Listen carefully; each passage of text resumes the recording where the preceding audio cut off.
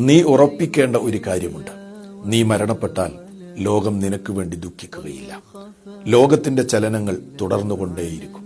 നിന്റെ ജോലി അത് മറ്റൊരാൾ ഏറ്റെടുക്കും. നിന്റെ ധനം അത് നിന്റെ അനന്തരാവകാശികളിലേക്ക് നീങ്ങും. നീ അറിയണം, നിനക്ക് വേണ്ടി ലോകം എത്ര നാൾ ദുഃഖിക്കും. നിന്നെ പരിചയമുള്ളവർ പറയും, പാവം, അള്ളാഹു അദ്ദേഹത്തിന് പുറത്തു കൊടുക്കട്ടെ എന്ന്. നിന്റെ കൂട്ടുകാർ നിനക്ക് വേണ്ടി എത്ര നാൾ ദുഃഖിക്കും. ഏതാനും മണിക്കൂറുകൾ, അതല്ലെങ്കിൽ ഏതാനും ആഴ്ചകൾ മാത്രം. അത് കഴിഞ്ഞാൽ അവർ അവരുടെ പഴയ ആഹ്ലാദങ്ങളിലേക്ക് മടങ്ങും. പിന്നെ നിന്റെ വീട്ടിലെ അഗാധമായ ദുഃഖമാണ്. അതെത്ര നാളുണ്ടാകും?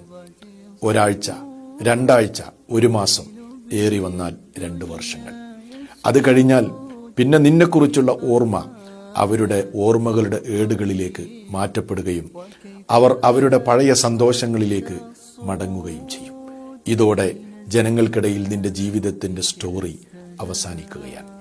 അവിടെ മുതലാണ് നിന്റെ ജീവിതത്തിന്റെ യഥാർത്ഥ കഥ ആരംഭിക്കുകയും ചെയ്യുന്നത്.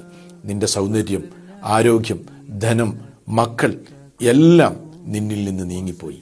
നിന്റെ വീടും ഇണയും നിന്നെ വിട്ടുപിരിഞ്ഞു. പിന്നെ നിന്റെ കൂടെ ബാക്കിയുള്ളത് നിന്റെ പ്രവർത്തനങ്ങൾ മാത്രം. അതുകൊണ്ട് ഒരേ ഒരു ചോദ്യം നിന്റെ ഖബറിലേക്ക് വേണ്ടി: നീ എന്താണ് ഒരുക്കി വെച്ചിട്ടുള്ളത്? ചിന്ത ആവശ്യമുള്ള ഒരു ചോദ്യമാണത്.